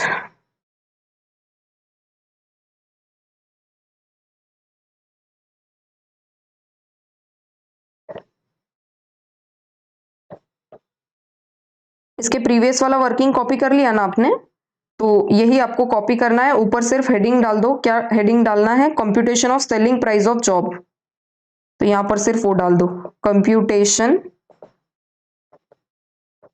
of selling price of job. ठीक है क्या, पहले वो सबका अलग अलग से निकालना था, बोनस वगैरह वगैरह जो भी, वो हम निकाल चुके, कहां पर, ये यहाँ पर, ये निकाल चुके, ये आंसर, ये आप कॉपी भी कर चुके हैं। अब नेक्स्ट, ये वाला उन्होंने बोला था कि बता दो सेलिंग प्राइस कितना है पर्टिकुलर जॉब का, मटेरियल गिवन है, लेबर गिवन है, बाकी सब का उन्होंने परसेंट दे दिया, प्राइम कॉस्ट का इतना परसेंट ले लो, है ना, यहाँ पर बोल दिया कितना परसेंट, 20% ऑफ प्राइम कॉस्ट, और यहाँ पर बोल दिया 10% ऑफ वर्क्स कॉस्ट, है ना, सेलिंग ओवरहेड, और फिर प्रॉफिट बोल दिया 25% of cost of good sold. Okay है क्या, और वहां से निकल गया हमारा सेल्स कॉस्ट शीट। एकदम इजी है मैम, अभी तो ये पैटर्न बन गया हमारा, लर्न हो गया, मतलब कोई भी क्वेश्चन आ जाए हम सॉल्व कर सकते हैं। ठीक है, आई zoom the screen, copy down.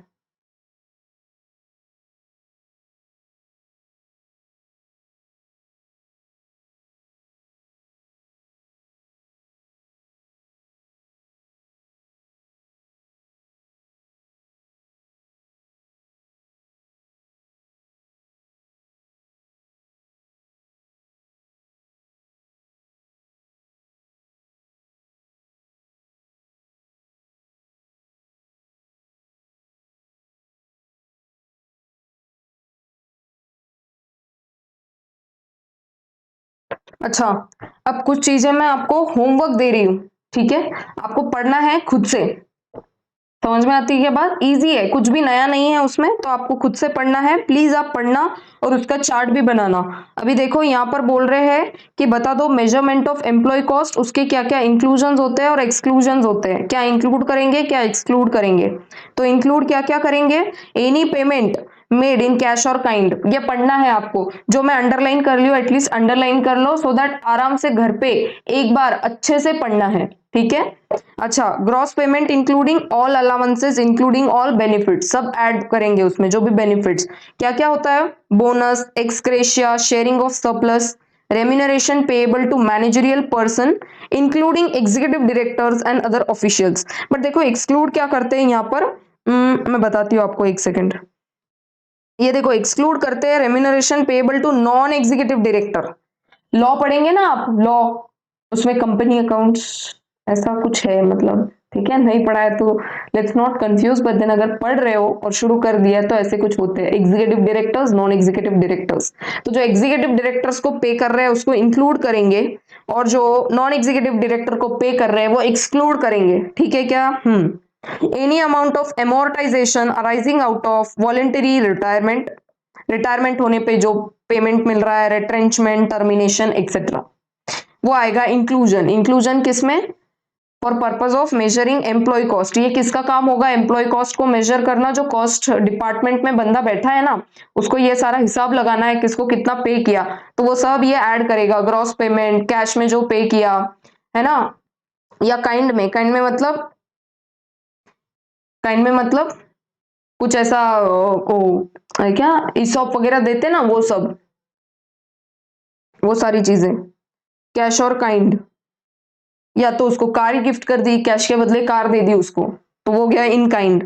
और बोलते हैं ये सब इंक्लूड करो, ex gratia, surplus, payable to managerial personal, मतलब क्या मैनेजर्स को जो देते हैं, including executive directors and other officers, any amount of amortization, voluntary retirement, retrenchment, termination, variance in employee payment code due to normal reasons, एक standard costing system is followed. अगर देखो variance होता है, स्टैंडर्ड कितना है और एक्चुअल में कितना काम कर रहा है, उसमें कुछ तो वेरिएशन होता है, अगर वो नॉर्मल रीजंस के वजह से है तो उसको इंक्लूड करेंगे, बट अगर वो एबनॉर्मल रीजंस के वजह से है तो उसको एक्सक्लूड करेंगे। और क्या बोल रहे हैं, it's standard costing system is followed, वो अभी पढ़ने का बाकी है, तो जब पढ़ेंगे तब और एक बार डिस्कस करेंगे, वहां पर इन डिटेल डिस्कस करेंगे स्टैंडर्ड कॉस्टिंग में।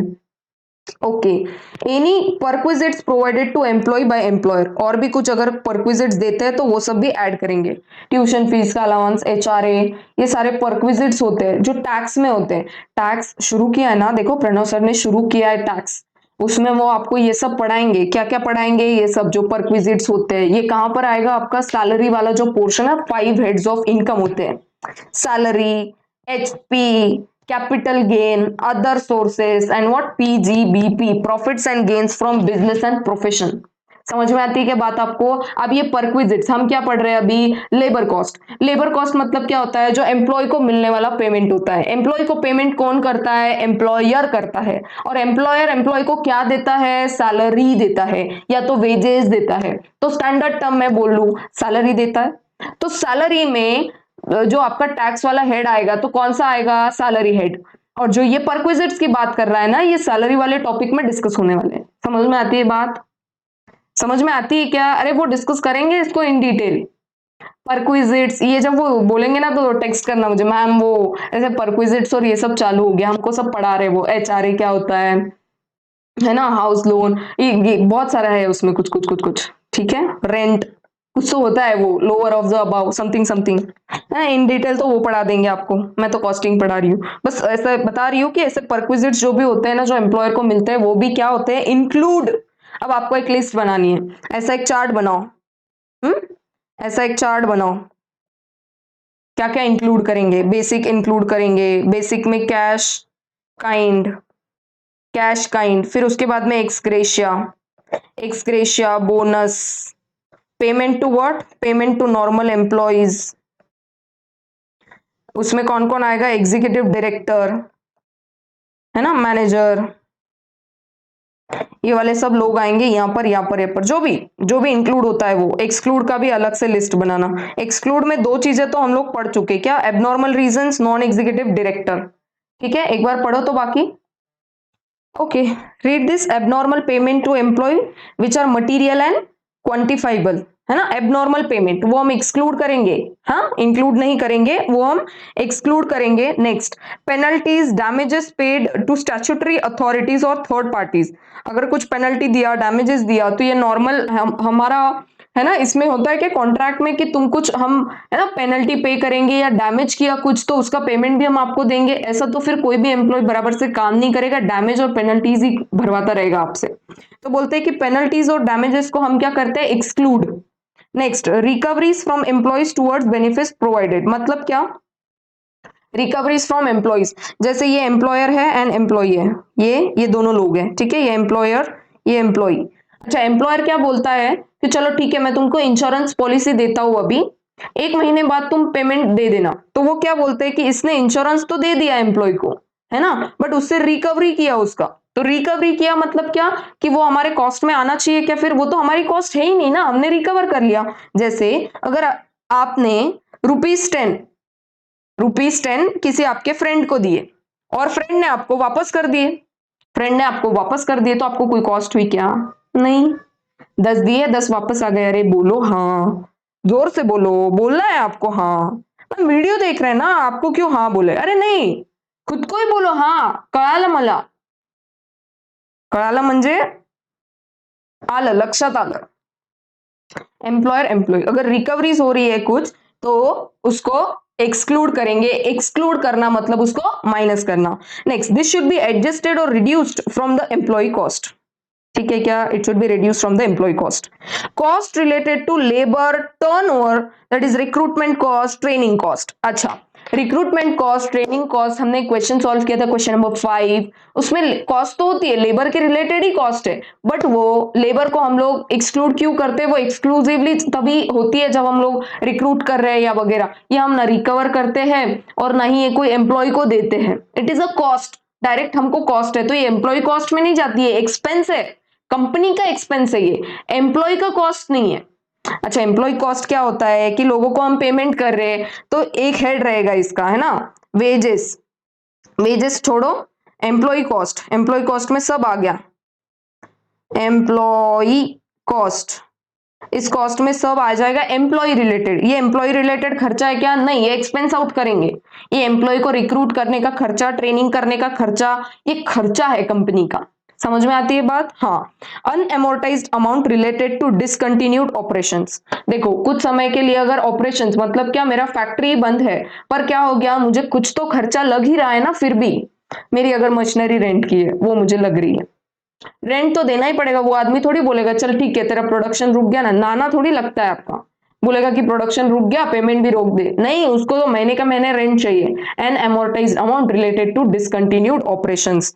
अच्छा, डिसकंटिन्यूड ऑपरेशंस और क्या होता है? इसका मतलब कि आपका जो यूनिट है, मतलब क्या, फैक्ट्री का एक यूनिट है जहां पर उस प्रोडक्ट की कोई डिमांड ही नहीं है मार्केट में और उसको आप डिसकंटिन्यू कर रहे हैं, मतलब उसका प्रोडक्ट अभी बनेगा ही नहीं। ठीक है क्या? अभी फैक्ट्री जो मशीनरी है वो तो खरीद ली, वो तो खर्चा है आपका, कुछ आपने है ना डेप्रिसिएशन के थ्रू एक्सपेंस आउट करके उसका रिजर्व क्रिएट करके वो बचा लिया। बट एन अमोर्टाइज अमाउंट क्या होता है? समझो 1 लाख की आपकी मशीनरी है पर आपने ना 30,000 का डेप्रिसिएशन का रिजर्व क्रिएट करके रख दिया था, तो 70,000 इज अनएमोर्टाइज अमाउंट। इसको अभी तक आपने अमोर्टाइज नहीं किया है नंबर ऑफ ईयर्स तक, तो बोलते हैं इसको इंक्लूड करेंगे क्या? नहीं, इसको क्या करेंगे? एक्सक्लूड। तो एक्सक्लूड का एक लिस्ट बनाओ, एबनॉर्मल रीजन से जो भी पेमेंट होगा वो इंक्लूड करेंगे क्या? नहीं। चाहे वो एम्प्लॉय को मटेरियल क्वांटिफाइबल होना चाहिए, दूसरा वेरिएंस मतलब क्या, अगर स्टैंडर्ड कॉस्टिंग मेंटेन कर रहे हैं, एबनॉर्मल रीजंस की वजह से एक्स्ट्रा पेमेंट हो रहा है तो उसको इंक्लूड करेंगे क्या? नहीं। नेक्स्ट, आइडल टाइम को एक्सक्लूड करेंगे, cost of idle time, spent as idle time और आवरली रेट, इसको एक्सक्लूड करेंगे फ्रॉम व्हाट? Employ cost. है ना, समझ में आती है बात? ये सब है, पेनल्टीज को एक्सक्लूड करेंगे और क्या क्या, एम्प्लॉयज टुवर्ड बेनिफिट्स क्या क्या है? जो रिकवरी करेंगे, बेनिफिट्स कुछ दिए और रिकवरी कर लिया तो उसको एक्सक्लूड करेंगे। Next cost related to what, recruitment cost, training cost, इसको भी एक्सक्लूड करेंगे। And amortise amount related to discontinued operations, इसको अच्छे से चार्ट बनाना है, that is homework for you. एक और चीज, आ जाओ ऊपर, कहां पर ऊपर, एक second, I show you the amount. Amount नहीं, मतलब कॉन्सेप्ट जो हम पढ़ने वाले हैं अभी। ये नहीं, ये नहीं, कहाँ पर है वो,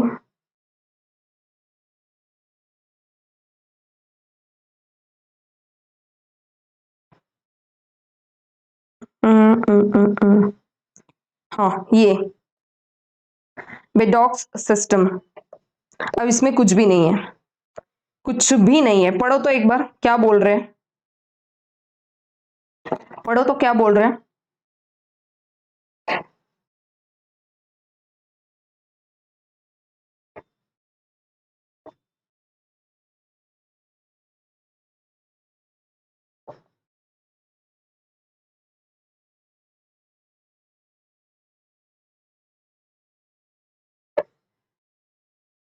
कुछ भी नहीं है, वही जो सेम स्टोरी है ना, स्टैंडर्ड टाइम निकाल देंगे, देखेंगे कि कितने एक्चुअल टाइम में काम किया है, अगर टाइम सेव कर लिया है ना, कहां पर बोलता है देखो, मैं बताती हूँ आपको कहां पर उन्होंने बात की है कि सेव हो जाएगा टाइम।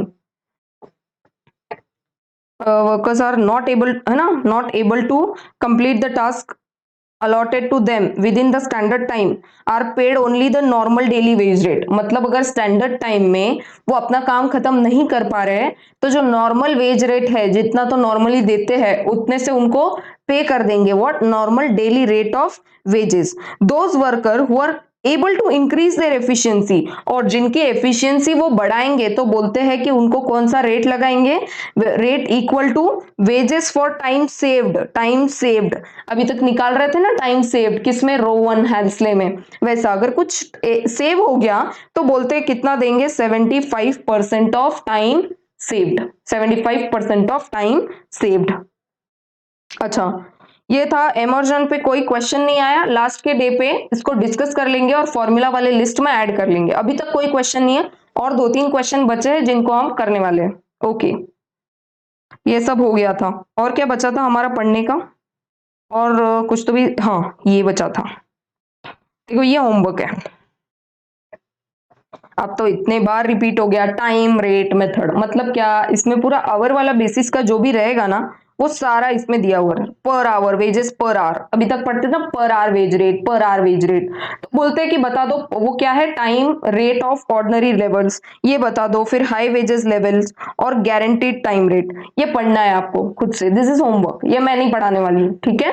अभी तक बहुत सारा डिस्कस किया है उसी पे। Piece rate system, piece rate मतलब क्या, per unit, per unit, per unit, जहां पर भी पर यूनिट यूज होता है ना वहां पर क्या बोलेंगे, पीस रेट मेथड। तो उसके एडवांटेजेस है और उसके डिसएडवांटेजेस है, ये होमवर्क है, सिर्फ इतना ही पूरा पोर्शन है जो आपको, है ना, होमवर्क एज अ होमवर्क आपको पढ़ना है। इजी है, आप पढ़ लो। देखो इजी मतलब क्या, workers paid on the basis of result, each unit produced, job performed, number of operations completed, there is a tendency on the part of increase in their production। मतलब क्या, वो सोचेंगे कि मैं अगर पर यूनिट वाइज मुझे मिल रहा है ना, एक यूनिट का 30 रुपया, 2 यूनिट बनाऊंगा 60 रुपए मिलेगा, 3 यूनिट बनाऊंगा 90 रुपए मिलेंगे, मैं ज्यादा बनाऊंगा, मैं अपने एफिशिएंसी को इंक्रीज करूंगा, तो बोलते हैं वो प्रोडक्शन में बढ़ोतरी करेंगे, इंक्रीज करेंगे, so that they may earn more wages. ऐसे ही पॉइंट्स है यार, पढ़ो एक बार, ठीक है। स्ट्रेट पीस रेट ये हम डिस्कस कर चुके हैं, डिफरेंशियल ये टेलर्स मेरिक्स बाकी सब हो गया, ठीक है, बाकी एवरीथिंग इज डिस्कस्ड। और कौन कौन से क्वेश्चंस बचे हैं अभी,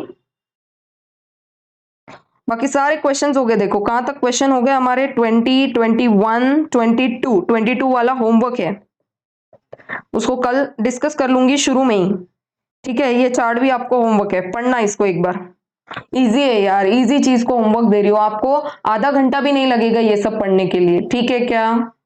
हाँ बोलो, जोर से हाँ बोलो। इंक्लूजन एक्सक्लूजन हमने पढ़ लिए, फिर अभी ये वाले क्वेश्चंस पेंडिंग है जो नेक्स्ट वाले वीडियो में कर लेंगे। नेक्स्ट वाले वीडियो में हमारा जो ये पोर्शन है पूरा employ cost is going to end. और देखो कितना ब्यूटीफुल टॉपिक था ये, इसको आप एकदम आराम से एक वीडियो होने के बाद, मेरा लेक्चर खत्म कर दोगे ना, उसके बाद सॉल्व वन पर्टिकुलर कोई क्वेश्चन सॉल्व करो। फॉर्मूलेज रोज पढ़ के सोना है, रोज without fail, every day. Cost sheet का एक फॉर्मेट, जॉब कॉस्ट का एक क्वेश्चन, और फॉर्मूले पढ़ लो हेयर एंड देयर, एक आधा दो फॉर्मूलाज अच्छे से पढ़ लो। मटेरियल लेबर का जो भी फॉर्मूला डिस्कस किया है फॉर्मूला पढ़ो। फॉर्मूला नहीं आता तो क्वेश्चन सॉल्व नहीं होने वाला। I repeat that again, if you are stuck with formula itself, you are not going to understand आगे क्या पढ़ा रहे हैं। समझ में आती है बात? डेली रिवाइज करना है फॉर्मूला को। ओके, रिवाइज नहीं, छोड़ दो, रिवाइज तो छोड़ो, आपको लिखना है एक बार, पक्का है वो।